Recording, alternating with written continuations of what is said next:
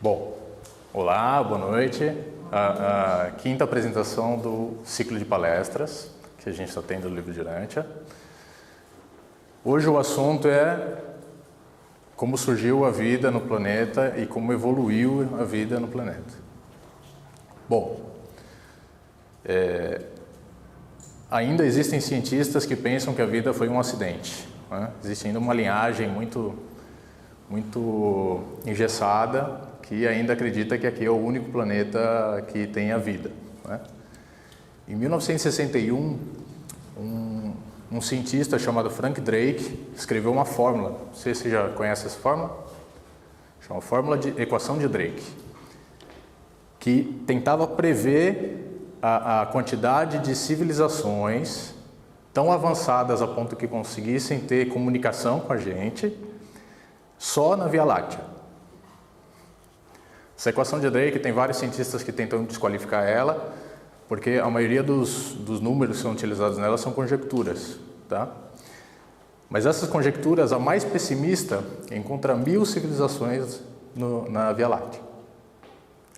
A meio termo, 100.000 civilizações.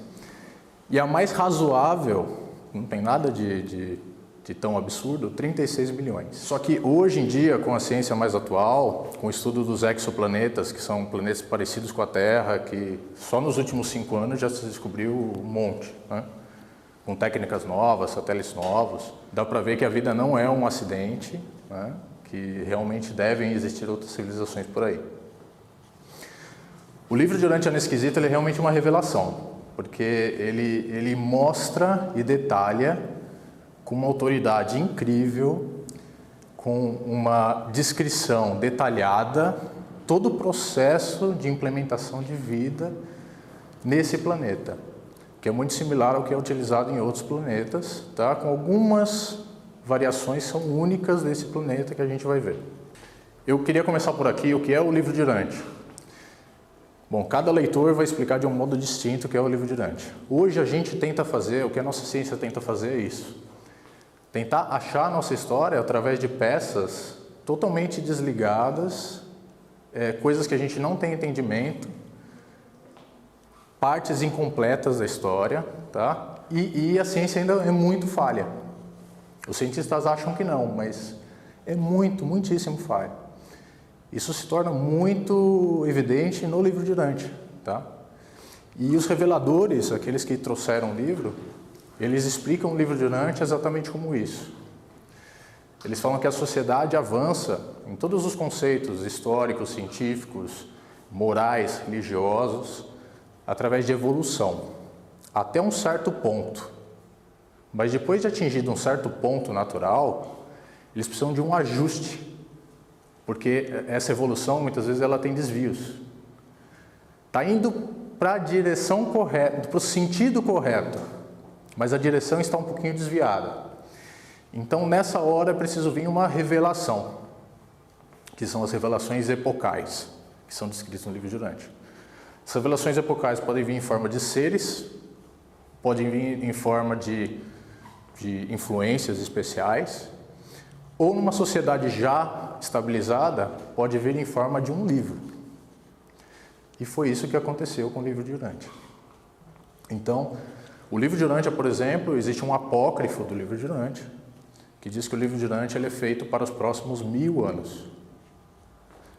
Então, eles falam que, de verdade, o livro foi passado de uma forma prematura para treinar pessoas que entendessem o livro, criassem valores, essas pessoas chegassem a certas posições de status, possivelmente governantes, pessoas com influência espiritual, tá? E que essas pessoas pudessem mudar e melhorar o curso das coisas, tá? A primeira coisa que o livro de Urantia diz é que a vida não é espontânea, tá? E mais, a vida ela é formulada por seres chamados arquitetos de seres, tá? Que não são revelados. Existem alguns seres no livro de Urantia que eles guardam a reserva, mantêm a reserva de não explicar esses seres. Pode ser porque realmente não foi dada a permissão para explicar eles, alguns seres sim, são assim no livro de Dante, ou pode ser que nem mesmo eles, os reveladores, conheçam esses seres. Eles conjecturam que eles existem ou saibam que eles existem, mas não sabem muito bem o que eles fazem. Tá?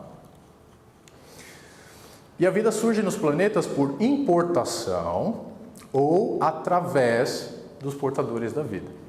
Interessante, importação. Importação tem muito a ver com que hoje uma das teorias científicas diz que analisando alguns meteoritos, você parece conseguir identificar fósseis de bactérias e amebas, né? E eles acham, uma das teorias é que a vida em Urântia poderia ter vindo assim. Então, um meteorito caiu aqui com um desses fósseis. O meteoro ele é muito gelado, ele está no espaço, né? Então ele mantém essa vida como como é que eles chamam? Criohibernação, né? E aí a vida se criou aqui porque existiam componentes, água, etc., para fomentar essa vida. Tá? Bom, os seres que portam a vida são esses chamados portadores da vida. Em Nébano existem cerca de 100 milhões deles. Tá? Eles são dirigidos por Gabriel, que é o executivo primeiro do universo, tá? É o primogênito do universo. O pai Melquisedeque, que é um mestre, né? E Nâmbia, o portador da vida original de Nébano, o primeiro portador da vida. Tá? Os portadores da vida são seres trinos, de origem trina. Tá? Eles são criados a partir do Filho Criador, do Espírito Materno do Universo. Bom, praticamente todas as ordens são criadas a partir desses dois, certo? Dentro do Universo. Só que participa da criação deles um dos 3 anciões dos dias que presidem os destinos do super-universo envolvido. Tá? Os anciões dos dias, eles são governantes dos super-universos, eles estão acima do que é o Filho Criador, né? Bom, o interessante é isso, também a vida não é transplantada de universos a universo. É tomado um projeto, os portadores parecem ser aqueles que pegam toda a matéria inorgânica e projetam ela de uma forma onde ela vira uma matéria inorgânica reagente a certas influências que fazem com que ela crie vida. E elas ajustam essas matérias inorgânicas a partir desses projetos. Bom, como é que acontece esse sopro de vida? Pegar a matéria inorgânica e transformar em matéria viva, em seres vivos. Tá? A centelha vital é conferida por intermédio dos portadores da vida, mas não por eles. Não são eles que iniciam a vida nessa matéria. Eles supervisionam essas operações formulando o próprio plasma de vida, mas é o espírito materno do universo que provê o fator essencial do plasma de vida. Quem sustenta a vida é o espírito materno de cada universo e toda forma de vida existente. Tá? Então, quando a gente fala que o espírito materno, também conhecido como Espírito Santo, é uma mãe que nos sustenta, né? Está muito bem explicado, né? Que é realmente uma mãe que nos sustenta.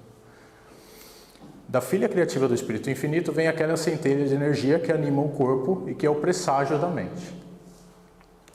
Os portadores da vida são presenças vivas, catalíticas, que agitam, organizam e vitalizam os elementos, até então inertes da ordem material de existência, essa matéria inorgânica. O interessante é que toda a vida que os portadores organizam são desprovidas de poderes de mente e de reprodução. Fala, poxa, mas que estranho, mas toda a vida existente se reproduz. E, pelo menos as mais próximas a gente sabe que tem mente. Animal, né? A gente. Mas é interessante é que a mente animal e a mente humana são dádivas também do espírito materno. Assim como a capacidade da criatura que tem de se reproduzir. Bom, em todo o sistema de Satânia, há apenas 61 mundos semelhantes a Urântia, planetas decimais. A maioria dos mundos habitados são provados povoados por modelos de vida padrão bem estabelecidos. Todavia, um mundo entre 10 é designado como planeta decimal, e aí é permitido efetuar certos experimentos para aperfeiçoar o padrão de tipos de seres vivos no universo. Entendam bem, é uma tentativa, não quer dizer que eles vão acertar, tá? É uma tentativa. Bom, como a vida é organizada? Isso aqui a gente conhece, né? São os cromossomos, né? Eles falam que a organização da vida é caracterizada pelos números 3, 7 e 12, números cabalísticos, né? E pelos múltiplos e combinações desses números. Há 3 planos primordiais de vida essencialmente diferentes no universo de Nébadon, que estão separados em 3 tipos diferentes de planetas. Aqui, se a gente ler em outros capítulos, a gente vai entender mais ou menos isso. Eles falam que dos seres vivos, existem seres que vivem em mundos que não têm oxigênio nem nenhum tipo de gás respirável. Tá? Então, talvez uma dessas formas de vida radical, modelos de vida, seja essa. Tá? Existem outras variações, mas são só conjecturas. Tá? As ordens diferentes de criatura de vontade estão configuradas segundo os números 12, 24, 48, 96, 192, 384 e 768.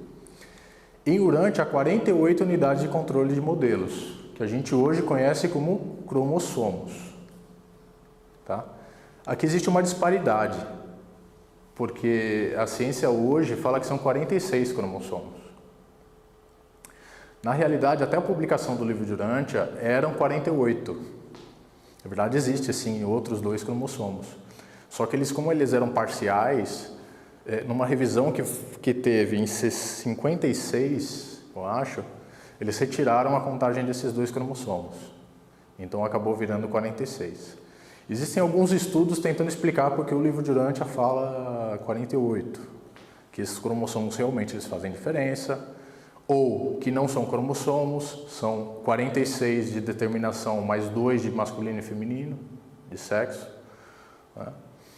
Ou que o livro tentou assumir o que era real na época, não sei. Tá? Isso aí é um ponto de estudo, só esse tema. Né? Bom, vamos começar a história aqui desse planeta. Tá? Tudo começa há 1 bilhão de anos. Gente, existe toda uma história geológica atrelada à criação e à implementação de vida. Eu, sinceramente, não tive como colocar essa história geológica aqui, porque só isso ia dar outra apresentação. Que seria muito interessante para pessoas que estudam rochas, que estudam metais, etc., porque o livro explica muito de rochas, metais, minérios, né? Mas eu só coloquei algumas coisas aqui que são chave para a gente entender. Tá? Há 1 bilhão de anos, o planeta Terra atinge aproximadamente o seu tamanho atual e é colocado nos registros físicos de Nébadon e é dado o nome de Urântia. Tá? Foi há 1 bilhão de anos. A história geológica começa quando a crosta terrestre se resfria e é formado o primeiro oceano que cobria todo o planeta com uma profundidade média de quase 2 km e consistia de água doce. Não era água salgada. Então é um planeta todo de água. Seria mais ou menos parecido com o Netuno, que é azul, né? Todo azul. Bom, a escolha. Há 900 milhões de anos, chegou a Urântia um grupo de exploração de Jerusalém é a capital no nosso sistema, para avaliar o planeta sobre a sua capacidade de abrigar a vida. A comissão constituída de 24 membros, portadores da vida, filhos Ladonodex e filhos Melquisedex, Serafins e outros. A comissão retorna apresentando ao soberano do sistema, que era Lúcifer, um relatório recomendando Urântia como planeta para a implementação de vida experimental. Ou seja, já pensaram em vida experimental, planeta decimal, desde aquela época. Urântia é registrado como um mundo decimal e os portadores da vida são notificados e começam a projetar os planos de vida para o planeta. Bom, como é um planeta de experimentação, possivelmente os planos de vida eles pegaram algumas bases e modificaram. Tá? Planejando o que seria implementar aqui. Os planos são finalmente aceitos em Salvington. Teledifusões de Nébadon divulgam que Urântia irá tornar-se o cenário para a execução do 60º experimento dos portadores da vida em Satânia, destinado a ampliar e melhorar o tipo de Satânia de modelos de vida de Nébadon. Bom, preparação do plasma. Há 600 milhões de anos é chegada a Comissão dos Portadores da Vida, enviada de Jerusalém para os estudos das condições físicas do planeta para dar início à vida.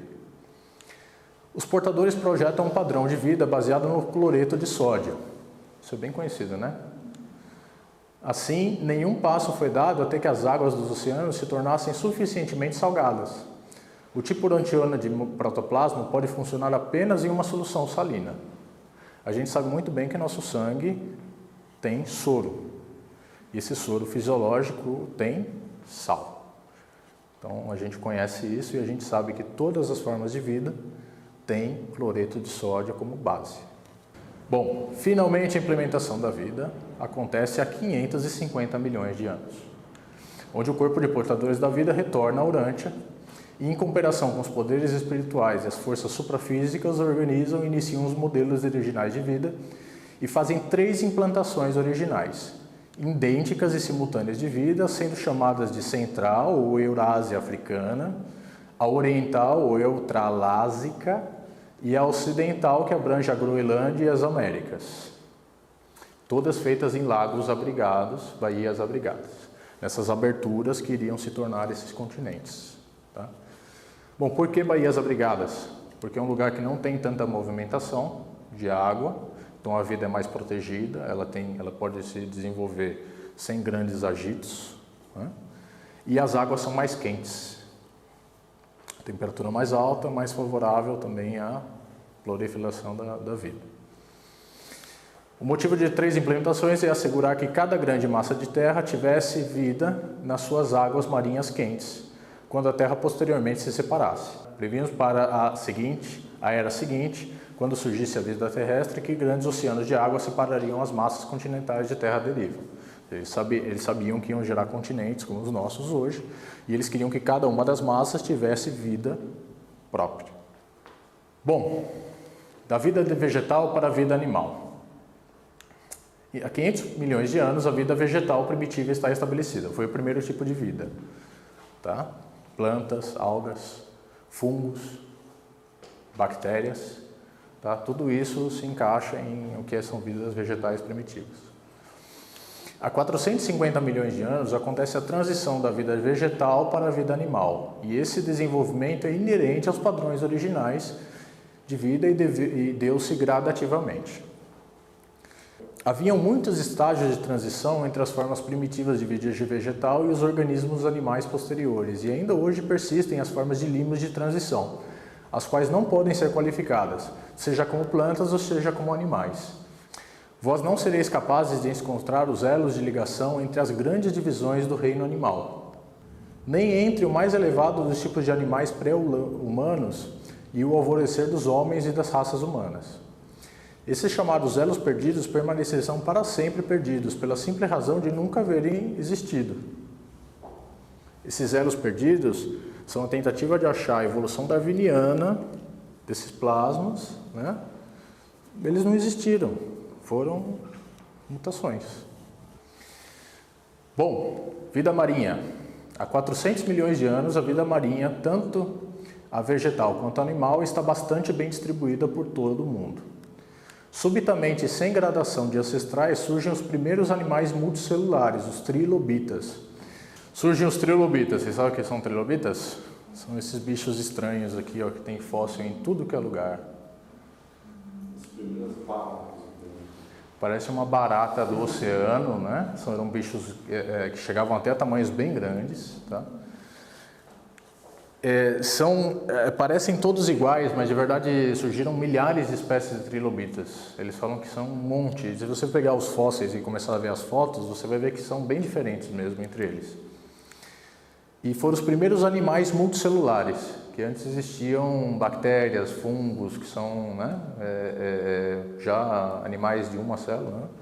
Esses foram os primeiros multicelulares. Tá? E depois disso aconteceu o Big Bang biológico. Então, aqui, um breve resumo, porque se eu fosse falar de cada um dos seres aqui, eu ficaria, né, 2 dias. Tá? A gente tem outros temas para ver. Então, um resumo, em 550 milhões de anos foi implementado o plasma de vida, se desenvolveram organismos marinhos primitivos, onde saíram os corais, algas, fungos, bactérias, que migraram para plantas terrestres e formaram fetos. Os fetos são palmeiras, tá?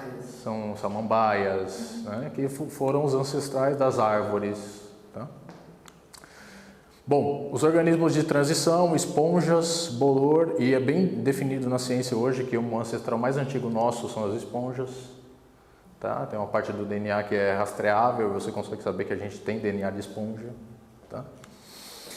Desenvolveram ali protozoários, evoluíram como protozoários primitivos, amebas, primos de protozoários, lírios de pedra, estrelas do mar, plantas como corais, ancestrais dos corais, recifes, os trilobitas, que foram os primeiros multicelulares, que se desenvolveram como artrópodes. Artrópodes são vermes do mar, sanguessugas, crustáceos. Artrópodes são camarões, lagostas. A gente come artrópodes até hoje, né?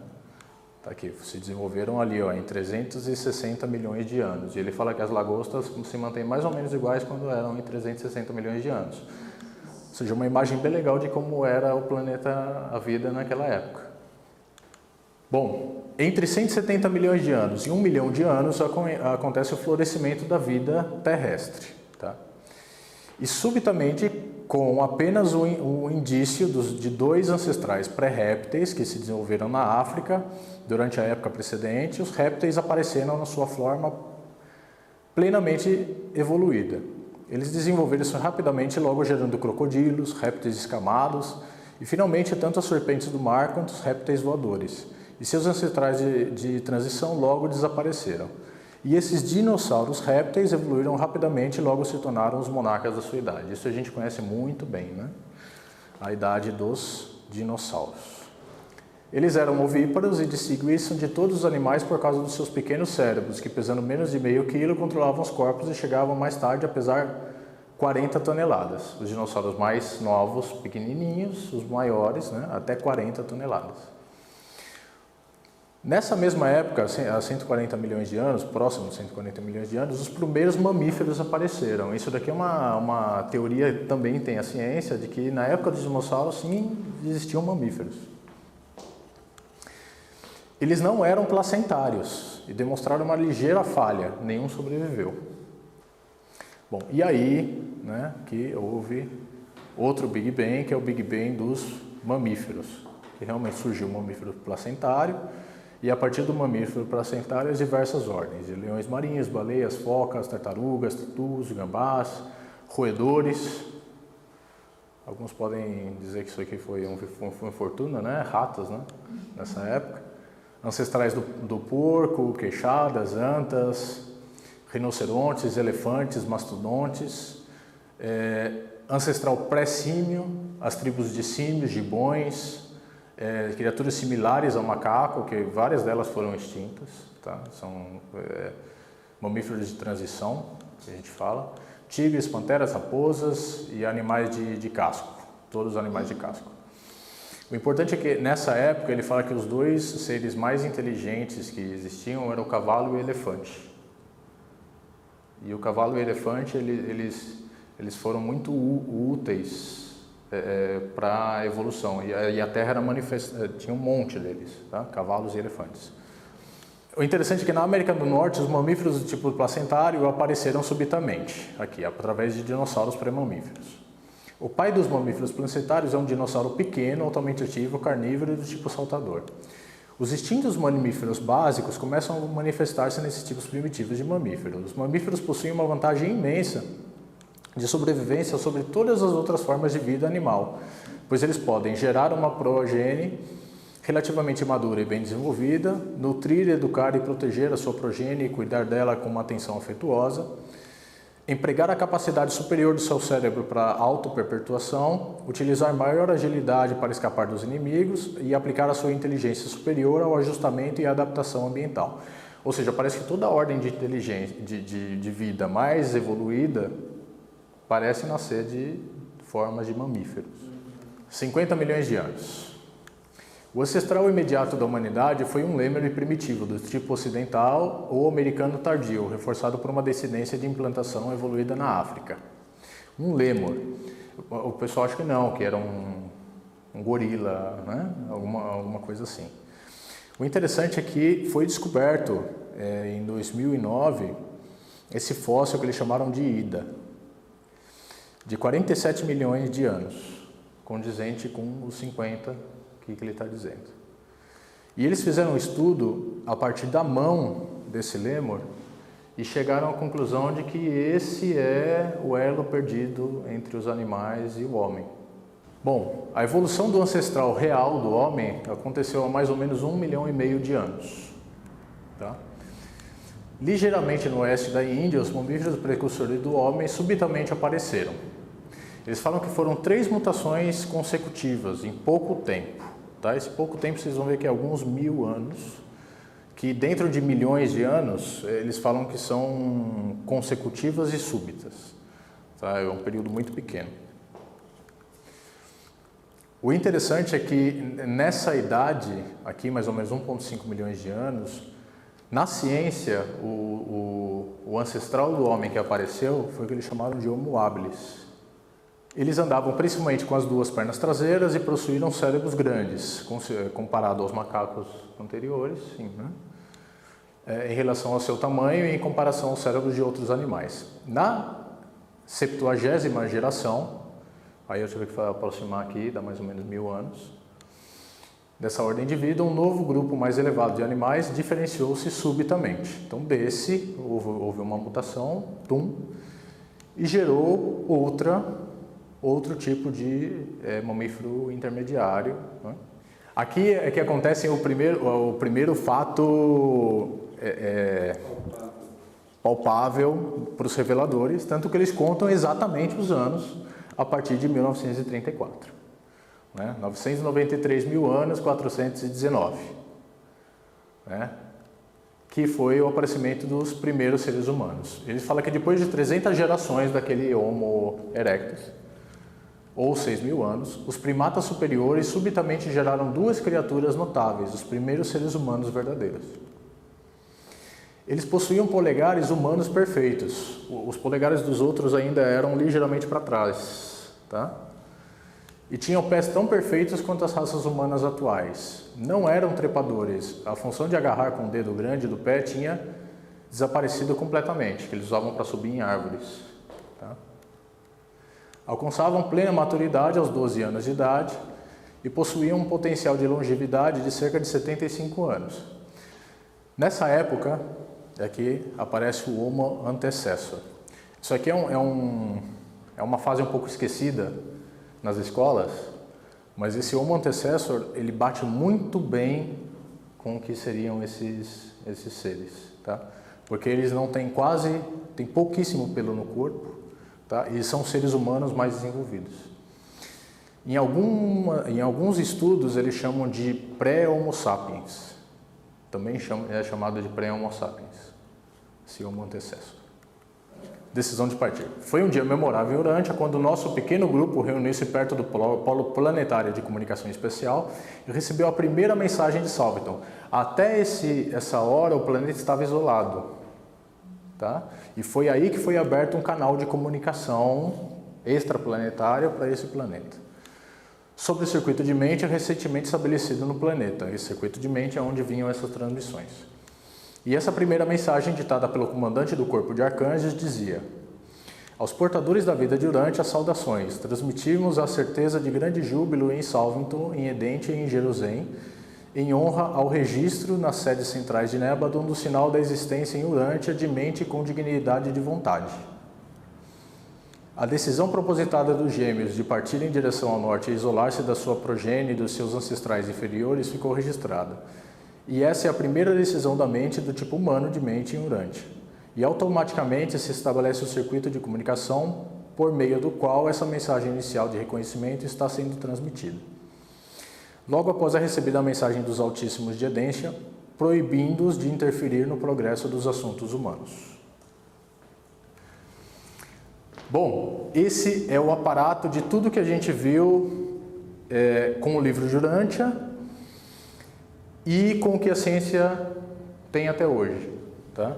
Aqui está bem mapeado, ó, esse Piopithecus, parece realmente um lêmure, né?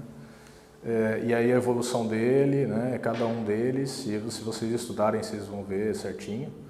A evolução, no fundo, ela sempre vai beneficiar a genética e a evolução genética do ser, o aperfeiçoamento. É isso que a evolução realmente busca. É você ter seres mais fortes, seres melhores a cada instante. E aí você realmente, como é sugerido, eles eliminavam aqueles que não tinham tanta capacidade. Quando você tem ainda hoje em tribos, principalmente na Austrália, que matam os filhos que nascem com problemas.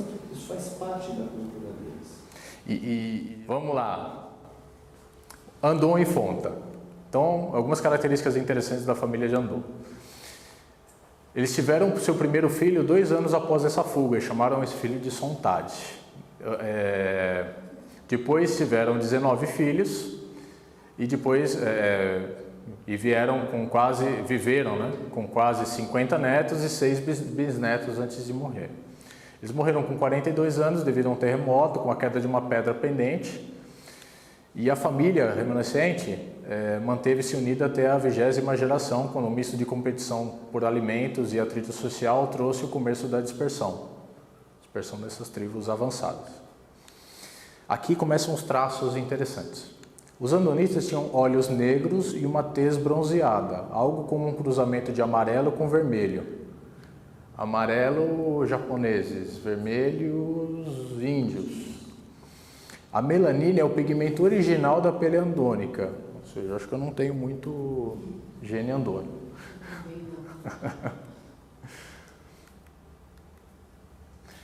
Eles não eram tão sensíveis à dor como muitos dos mortais mais recentes. O parto dos filhos não era uma prova tão dolorosa, nem tão angustiante para a Fonta ou para a sua progênie imediata. Isso aqui é curioso, porque muitas vezes é complicado, né? O curioso aqui é que os portadores dizem que em vários traços, Andon e Fonta foram os seres humanos mais notáveis que existiram. E que muito da sua progênie foi inferior a eles próprios. Então, eu acho que seria muito interessante ver Andon e Fonta como eles eram realmente, né? E ver esses traços. Mas o interessante é que alguns traços humanos eram bem evidentes nessas tribos andônicas, que a gente chama de toda a progênie de Andon e Fonta, tá? Os andonitas. E o livro de Urântia tem uma explicação muito plausível para isso, muito. Eles falam que é normal nos mundos surgirem depois de essa raça andônica, nos mundos onde é implementado vida humana, essa raça andônica, ela é conhecida, ela existe, ela geralmente é a primeira raça que aparece. Depois, com o tempo, surgem raças de cor, que eles chamam de raças Sanjik, e são 6 raças, 6. Na maioria dos planetas normais, essas raças elas surgem, as Sanjiks são divididas em dois segmentos maiores, chamados raças Sanjiks primárias e raças Sanjiks secundárias. Geralmente nos planetas surgem as secundárias primeiro, elas são mais avançadas do que as raças andonitas e elas, aos poucos, elas fazem com que a raça anterior seja evoluída, tá? E depois as primárias que vêm e evoluem ainda mais, tá? Que são as raças primárias, tá? Bom, as raças do tipo vermelha são primariamente os índios americanos, tá? E algumas raças vermelhas se miscigenaram com os amarelos, que formaram os índios da região andina e os índios brasileiros, tá? São misturas de vermelhos com amarelos. Os amarelos são os chineses, os mais puros são os chineses, os japoneses já são um pouco mais miscigenados. Os azuis hoje não existem como raça muito pura. De verdade, no site que eu fiz essa pesquisa, fizeram uma pesquisa muito boa sobre isso, eles dizem que só os bascos são os mais próximos ao homem azul original. São os bascos. Todos os outros europeus, etc., são miscigenações. Mas o sangue azul é o sangue primário das raças brancas de Urântia. Bom, as raças secundárias, existe uma raça chamada laranja, que foi destruída. Tá? Ela não migrou muito, ela quis ficar mais ou menos na mesma área ali na Índia. E quando vieram as guerras com os homens verdes mataram a maioria dos laranjas. Em toda guerra, o que vocês têm que entender é que toda guerra que existia, normal de guerra, se matavam os homens e muitas vezes se pegavam as melhores mulheres para procriação. Então, em todas essas guerras, a gente fala que destrói, mas destrói de duas formas, não necessariamente o corpo, se destrói geneticamente ou se faz miscigenação. Tá? Então, a raça laranja ela foi miscigenada com os verdes, o que sobrou, mas eles falam que tem muito pouco de raça laranja nos homens atuais. Tá? Bom, raça índiga também não existem mais de modo puro, tá? E os índigos seriam os negros, que a gente chamaria os negros. Você fala, poxa, mas existem tantos negros? Mas o negro puro, o índigo, não. O índigo ele foi miscigenado tremendamente com os laranjas e com os verdes. Tá? E hoje o índigo que a gente conhece é isso, é uma miscigenação desses. Tá? E os tipos verdes, nesse estudo, eles falam que são os burmeses, os mais parecidos com o tipo verde. Tá? Bom, essas são as 6 raças Sanjik. E daí vem várias miscigenações que geraram vários tipos de povos. Bom, Adão e Eva. Há 37.848 anos, antes de 1934, chegaram ao Oriente importados de Jerusalém, Adão e Eva, seres da raça violeta, outra raça, para viverem no Jardim do Éden, previamente preparado para sua chegada. Van e Amadoma tiveram por mais de 200 mil anos a posse da árvore da vida de Dentia, que foi transportada para o jardim localizado numa área submersa no atual Chipre. A ilha do Chipre, que está aqui, nessa época, 35 mil anos atrás, o Estreito de Gibraltar era fechado.